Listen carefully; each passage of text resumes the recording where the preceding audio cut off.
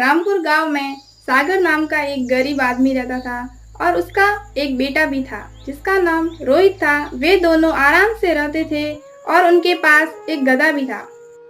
पिताजी, आप बोल रहे थे कि हमें पैसों की ज़रूरत है जिससे हम एक नई दुकान खरीद लेंगे और हमारा व्यापार शुरू हो जाएगा और हमें रोज रोज काम ढूंढने की ज़रूरत नहीं पड़ेगी।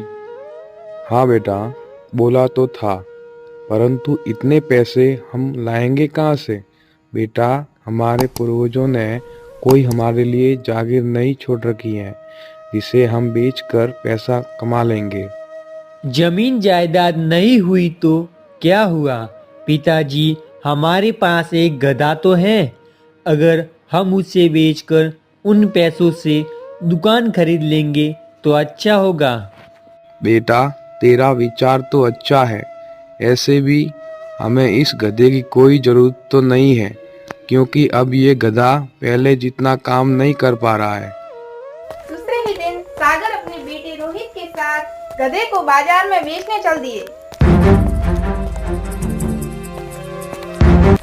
तभी रास्ते में उन तीनों को चलते हुए एक आदमी देख लेता है। अरे, ये दोनों ही बड़े बेवकूफ लगते हैं। गधा तापने होकर भी खुद पैदल चल रहे हैं। अगर मैं इनकी जगह होता तो गधे की सवारी करता। ये सारी बातें सागर सुन लेता है। सागर अपने बेटे रोहित को गधे पर बिठा देता है। अब वे थोड़ी दूर ही चले थे कि उनको फिर एक आदमी देख लेता है। लगता है घोर कलयुग आ गया है। बेटा मजे से गधे की सवारी कर रहा है और बाप बेचारा पैदल चल रहा है। ये सारी बातें सुनकर रोहित अपने पिता को गधे पे बिठा देता है। अब वे थोड़ी ही दूर गए थे कि फिर एक आदमी ने उन्हें देख लिया।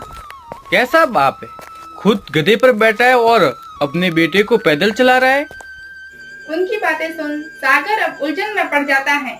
बेटा रोहित, मुझे लगता है कि अब हम दोनों को ही इस गधे की एक साथ सवारी करनी चाहिए।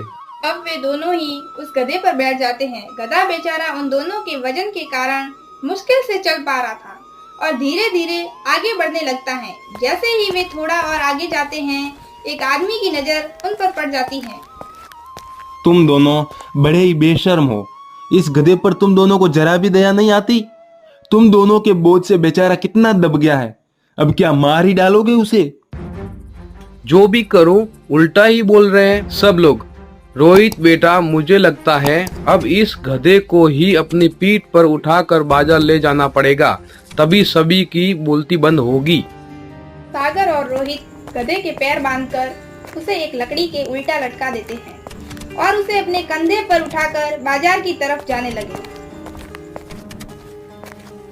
दोस्तों, अगर आपको पार्ट 2 चाहिए तो आप हमें कमेंट करें।